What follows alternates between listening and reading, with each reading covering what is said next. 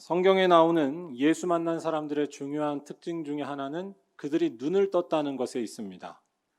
여기서 말씀드리는 눈을 떴다는 것은 실제로 보이지 않았던 눈을 뜨는 육체적인 차원의 일만을 말하는 것은 아닙니다.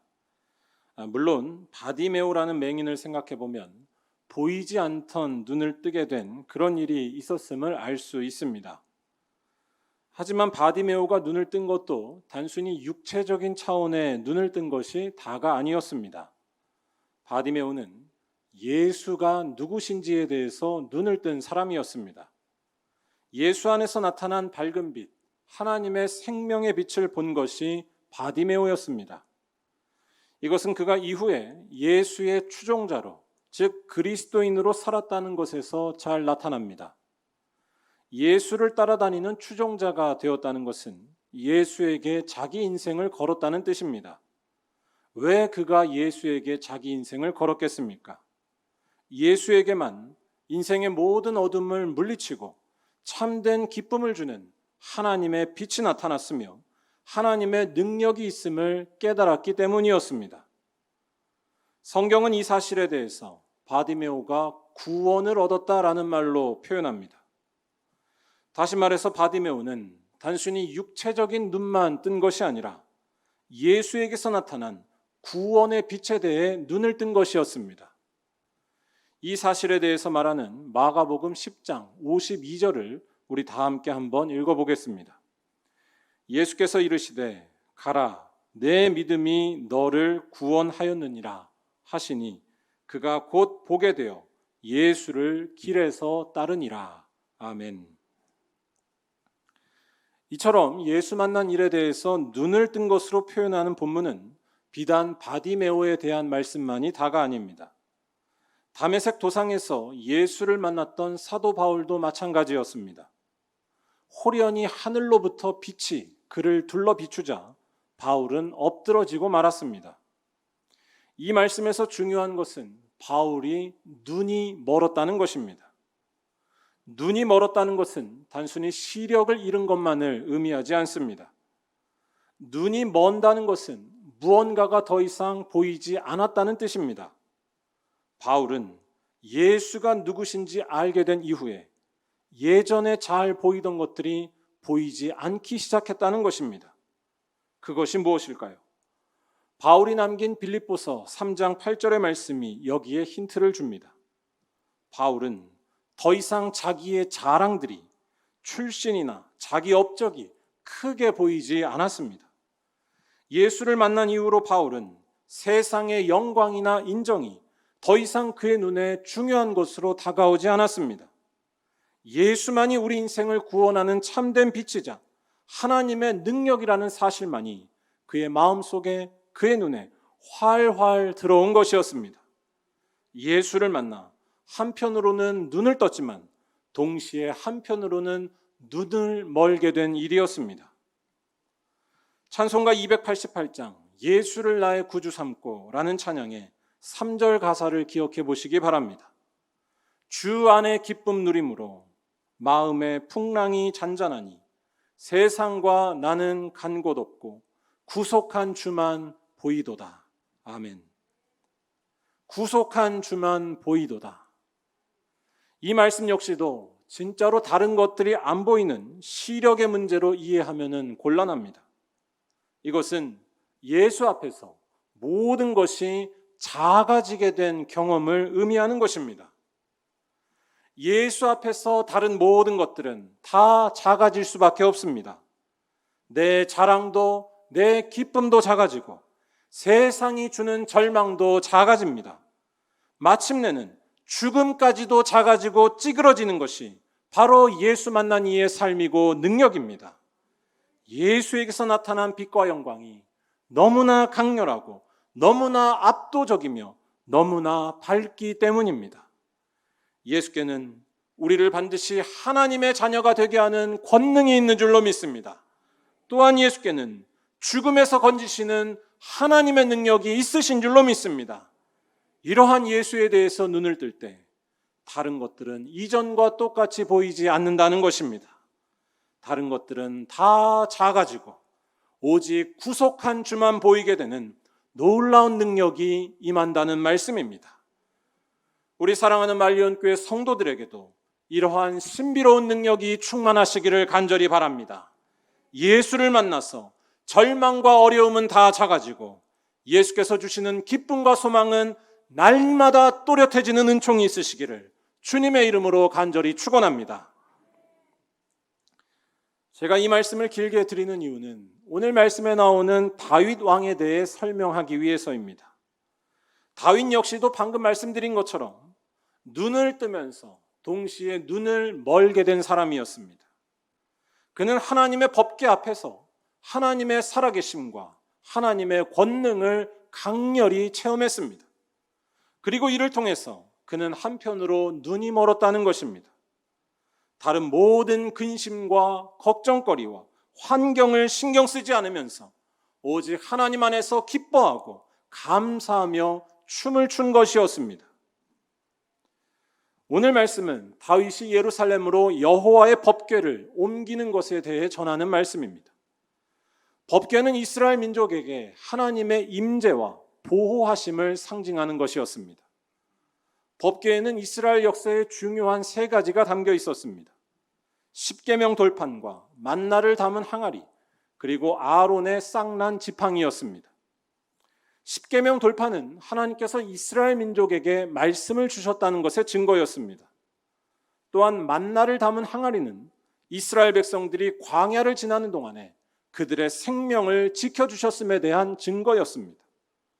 마지막으로 아론의 쌍난 지팡이는 이스라엘 백성들의 지도자들에게 하나님께서 능력과 권위를 주셨다는 것의 증거였습니다. 즉 법궤는 하나님께서 이스라엘 백성들과 함께 하시는 것의 증거이자 상징이었습니다.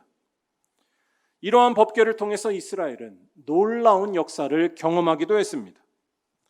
그들이 광야를 다 지나서 가나안 땅에 막 이르렀을 때 그들 앞에는 요단강 물이 가로막고 있었습니다. 그런데 법궤를 맨 제사장들이 그들 앞에 서서 요단강 물에 들어서자 넘실대던 요단강 물이 말랐으며 마른 땅으로 가나안 땅에 들어가는 역사가 일어났습니다. 정말로 이스라엘 백성들과 함께 하시고 그들의 앞길을 지키시며 인도하시는 하나님의 권능이 이 법궤를 통해 나타난 일이었습니다. 다윗은 이러한 법궤가 무엇인지를 정확하게 알고 있는 왕이었습니다. 다윗이 오늘 말씀에서 법궤를 옮기기 전 법궤는 여러 사정에 의해서 한동안 방치되어 있었습니다. 그런 법궤를 다윗은 예루살렘으로 옮겨옵니다. 다윗의 이 행동은 한편으로 볼 때는 자신의 왕권을 강화하기 위한 정치적인 행동으로 볼 수도 있습니다. 법궤를 통해서 왕으로서의 정당성을 확보하려는 것입니다. 하지만 다윗은 단순히 정치적 목적만 가지고 법궤를 옮긴 것은 아니었습니다. 다윗에게 법궤는 그냥 나무 상자가 아니라 살아있는 하나님의 현실이었습니다. 이 말은 법궤 자체가 하나님이라는 것이 아닙니다. 법궤를 통해서 하나님의 살아계심과 하나님의 권능과 소망을 경험했다는 뜻입니다. 이 사실은 일단 13절에서 다윗이 법궤 앞에서 예배했다라는 것에서 잘 드러납니다. 여호와의 궤를 맨 사람들이 6걸음을 간 이후에 다윗은 소와 살찐 송아지를 잡아 하나님 앞에 제사를 드렸다는 것입니다. 이스라엘 백성들은 제사를 아무 곳에서나 드리지 않습니다. 제사는 하나님을 만난 곳에서 드리는 행위입니다. 예를 들어 창세기 12장에서 아브라함은 세겜 땅 모래 상수리 나무가 있는 곳에서 하나님께 제사했다고 나옵니다. 그곳은 하나님이 그에게 나타나셔서 내가 이 땅을 내 자손에게 주리라 라고 약속하시고 나타나신 곳이었습니다. 즉 제사를 드린다는 것은 제사를 드리는 그곳이 하나님이 임하신 곳이라는 뜻입니다. 오늘 말씀에서 다윗도 마찬가지였습니다. 그는 법궤를 옮기며 제사하고 있었습니다. 이것은 다윗이 법궤를 통해 하나님을 만났으며 하나님의 살아계심과 권능을 분명히 체험했다는 말씀입니다. 이 사실은 이때 그가 했던 특별한 행동에서 더욱 결정적으로 드러납니다. 14절 말씀은 다윗이 이때 한 행동에 대해 이렇게 전합니다. 다윗이 여호와 앞에서 힘을 다하여 춤을 추는데 그때에 다윗이 배 에봇을 입었더라. 다윗은 하나님 앞에서 가만히 있지 않고 춤을 췄습니다. 이때 다윗이 춘 춤을 그냥 종교적인 형식에 따른 그런 형식적인 행동 정도로 이해할 수도 있습니다. 하지만 오늘 말씀을 잘 보면 그렇지 않다는 것을 알 수 있습니다. 16절에서 다윗의 아내 미갈은 다윗이 춤춘 것에 대해 자세히 묘사하고 전합니다. 다윗은 여호와 앞에서 뛰놀며 춤추었다는 것입니다. 공동번역 성경은 이 말씀을 덩실덩실 춤을 춘 것으로 번역합니다. 형식적으로 한 것이 아니라 춤 그 자체가 나오는 매우 자연스러운 행동이었다는 것입니다. 다윗은 정말로 기뻐하며 춤을 췄다는 것입니다. 20절에서 미갈이 한 말을 보면 이 사실을 더욱 잘 알 수 있습니다. 20절에서 미갈은 다윗을 향해 비꼬듯이 이렇게 말합니다. 이스라엘 왕이 오늘 어떻게 영화로우신지 방탕한 자가 염치 없이 자기의 몸을 드러내는 것처럼 오늘 그의 신복의 계집종의 눈앞에서 몸을 드러내셨도다. 미갈이 했던 이 말에 따르면 다윗이 어떻게 춤을 췄는지 보다 잘 알 수 있습니다. 그는 정말로 기뻐하면서 열심히 춤을 추고 있었습니다. 자기 신하들의 아내가 보는 앞인데도 맨살을 드러내며 춤을 출 정도였습니다. 이 20절 말씀에서 미갈이 한 말 중에 염치 없이라는 말은 채통도 없이라는 뜻을 갖고 있습니다. 다윗은 도대체 왜 이렇게 춤을 춘 것일까요? 추측해보면 이때 다윗이 자기 살을 드러낸 것은 일부러 한 행동은 아닐 것입니다. 14절에서 다윗이 이때 입은 옷은 배 에봇이라고 전합니다. 배 에봇은 제사장이 입는 옷이었습니다. 배, 즉 모시로 만들어서 아주 얇을 수밖에 없고 또한 제사장이 입기에 길게 늘어뜨린 형태의 옷이었습니다. 이런 옷 하나만 입고서 온 힘을 다해 춤출 때 어떻게 되겠습니까? 당연히 속살이 드러날 수밖에 없습니다. 주변 사람들이 보는 줄도 모른 채 속살이 드러날 정도로 힘있게 춤추었다는 것입니다. 이러한 다윗의 모습은 단순히 다윗이 춤에 재능이 있다거나 혹은 감정적으로 흥분했다는 것을 말해주는 것이 아닙니다. 이것은 다윗이 하나님에 대해 눈을 떴다는 것을 의미하는 말씀입니다. 우리 인생의 가장 큰 소망이 되시고 능력이 되시는 분은 하나님 한 분이십니다. 다윗은 이 하나님을 법궤 앞에서 만나고 깨닫게 된 것이었습니다. 그러자 다른 모든 것들이 그에게는 더 이상 중요한 것이 되지 않았다는 것이 이 말씀입니다. 가장 크신 하나님이 보이자 다른 것들은 작아졌으며 그 결과 주변을 아랑곳하지 않으면서 전심으로 하나님 앞에 춤을 추고 있었다는 것입니다. 제가 살면서 춤을 춰본 적이 그렇게 많지 않습니다. 딱 봐도 춤을 별로 안 좋아할 것 같은 모습인데, 그런데 딱 한 번 정말로 열심히 제가 몸을 흔들고 춤을 춘 적이 있었습니다. 저희 아내가 이 이야기 한다고 설명 잘하라고 했는데, 제 딸 진영이 또 진이를 데리고 제주도에 놀러 가서 어떤 수족관에 가서 물개쇼를 볼 때였습니다. 진영이가 아주 어릴 때였는데요, 앞에서 사회자가 갑자기 이 앞에 나와서 싸이의 강남 스타일에 맞춰서 춤을 추실 분이 있느냐라고 묻는 것이었습니다. 그 춤을 추면 선물을 준다고 유혹했었습니다. 그때 그렇게 손님이 많지 않았고 가족 단위로 온 그 손님은 저희 아내에게 다시 들어보니까 딱 2가정이었다고 합니다. 평소 같으면 누가 춤을 추건 말건 선물을 주건 말건 아무 신경을 쓰지 않았을 텐데, 그때 저는 아주 용감하게 손을 들고 앞에 나갔었습니다. 제 아내 말에 따르면 옆에서 좀 찔렀다고도 합니다. 춤을 잘 추지도 못하는데 앞으로 뛰어나간 이유는 간단했습니다. 그때 제 딸 진영이가 또한 진이가 너무나 사랑스럽고 귀여워서 이 딸들에게 선물을 주고 싶은 마음이 가득했고, 또한 앞에서 춤을 춰서 딸들에게 기쁨을 주고 싶다는 마음이 제 안에 가득했기 때문이었습니다.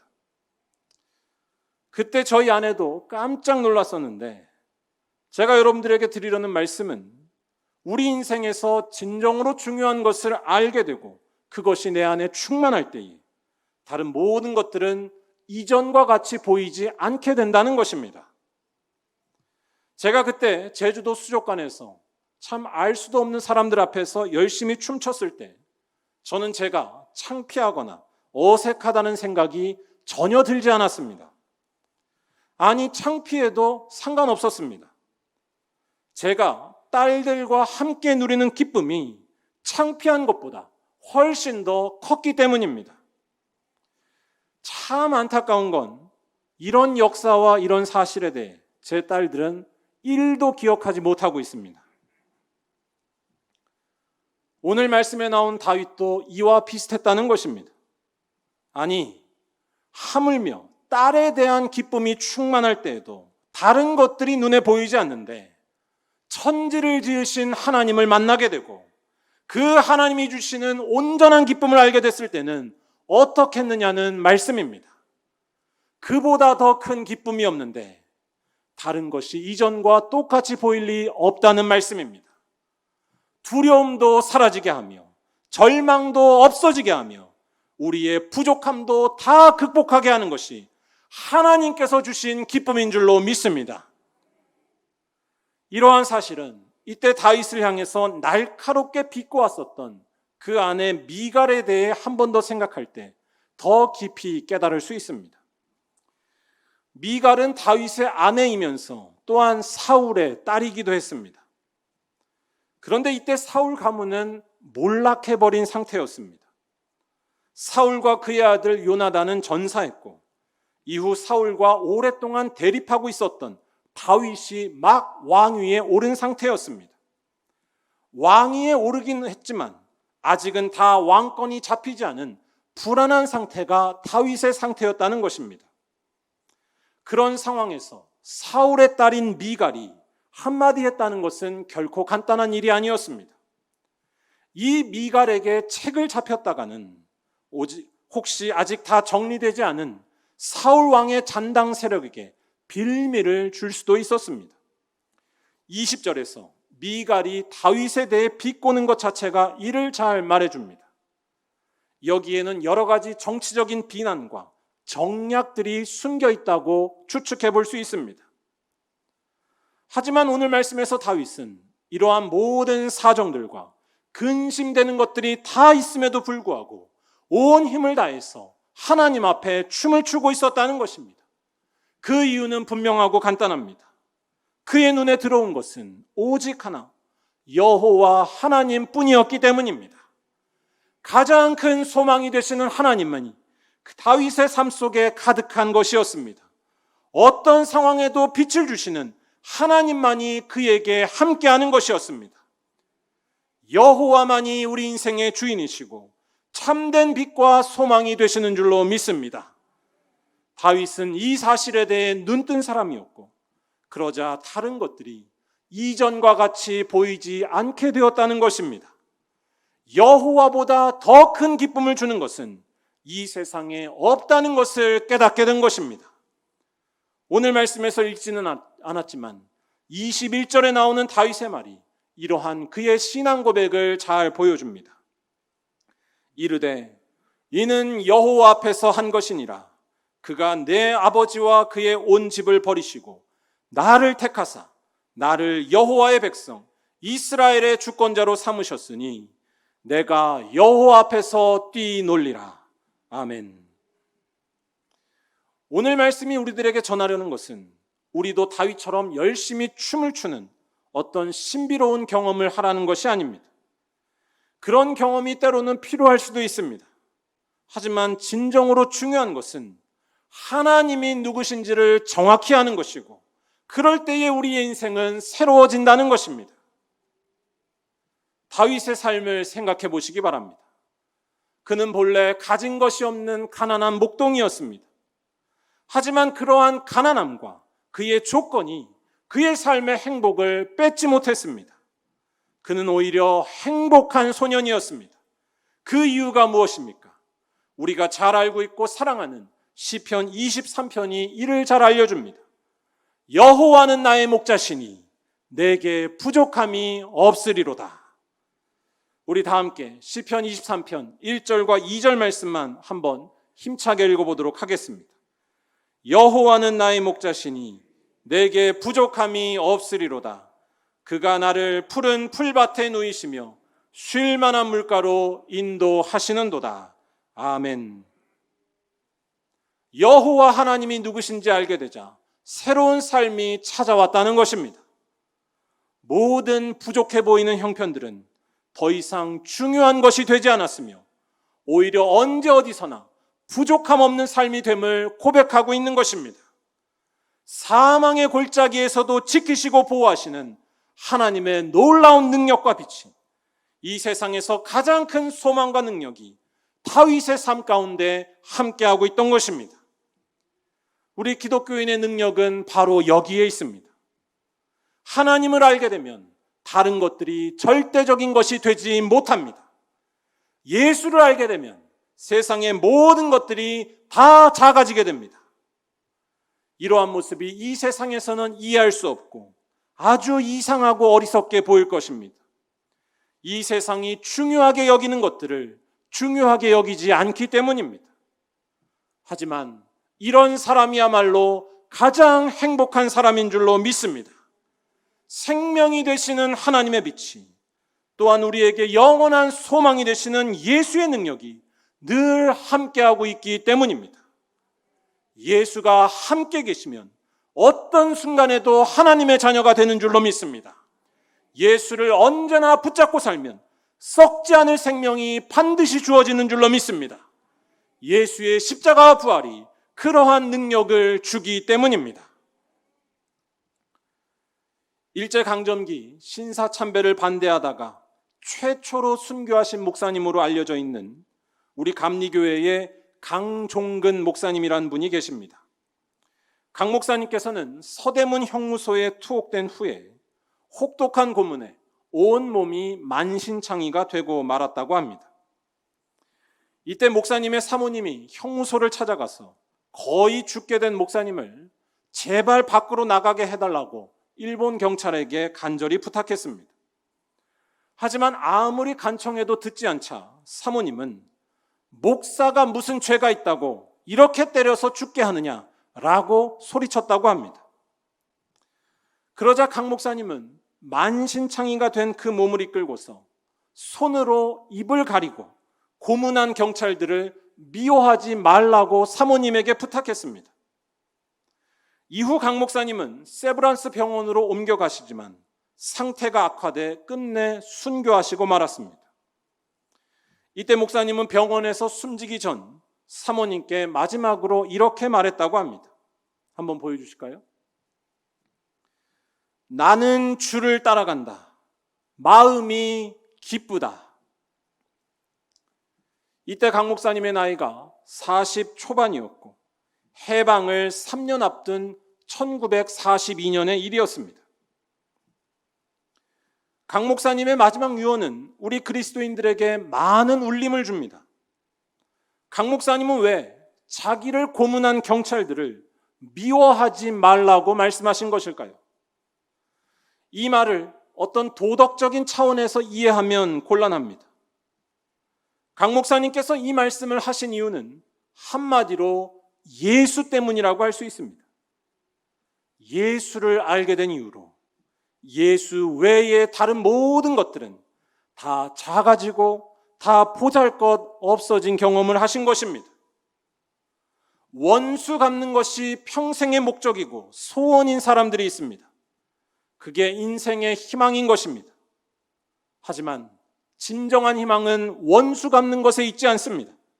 진정한 희망은 예수에게만 있습니다. 쉽게 말해 원수 갚는 것의 기쁨보다 예수께서 주시는 기쁨이 훨씬 더 크고 훨씬 더 영원하다는 것입니다.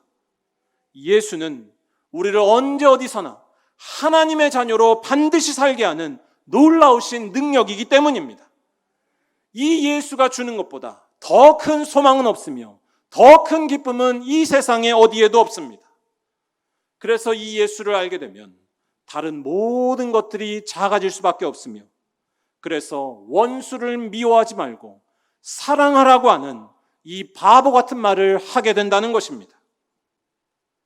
이 사실은 강 목사님의 마지막 말에서 더 잘 드러나고 있습니다. 나는 주를 따라간다. 마음이 기쁘다. 아니, 고문을 당해서 죽게 됐는데 기쁘다는 것이 말이 됩니까? 강 목사님의 이 말은 그가 죽음마저 이기는 가장 큰 능력을 소유했음을 말해줍니다.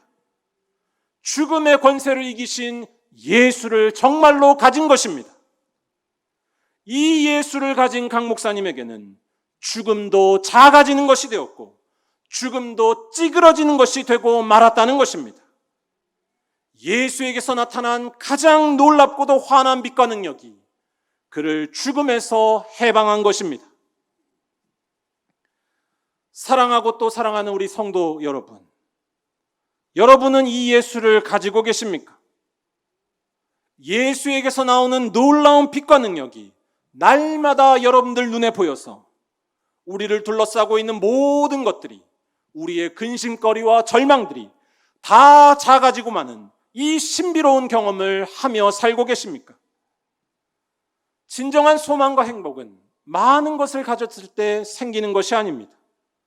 아무리 많은 것을 가져도 늘 부족할 수밖에 없다고 말하며 불평하며 사는 것이 우리들입니다. 하지만 예수의 능력과 빛이 우리 안에 있으면 거기에는 아무런 부족함이 없게 되는 줄로 믿습니다. 죽음마저 작아지는 일이 예수 안에 있을 때 펼쳐진다는 것입니다. 예수는 우리를 반드시 하나님의 자녀로 만들어주는 능력이고 죽음에서 해방시키는 하나님의 생명이 되시기 때문입니다. 그렇기 때문에 이러한 능력을 주시는 예수 만나는 일에 더욱더 힘써야 할 줄로 믿습니다. 날마다 말씀과 기도에 힘쓰시고 늘 말씀을 가까이 하고 기도하는 삶을 사시기 바랍니다. 기도와 말씀만이 십자가와 부활을 알게 하며 예수가 누구신지를 알게 하기 때문입니다. 또한 이웃을 섬기며 살라고 하신 예수의 말씀을 더욱더 굳게 지키며 살아가시기를 바랍니다. 가난하고 외로운 이웃을 섬기고 계실 때 그 옆에 예수께서 여러분과 동행하실 줄로 믿습니다. 바라기는 이러한 믿음으로 예수를 온전히 만나셔서 이 세상의 모든 절망과 두려움이 작아지는 가장 행복한 말리언교회 성도들이 다 되시기를 주님의 이름으로 간절히 축원합니다. 기도하겠습니다.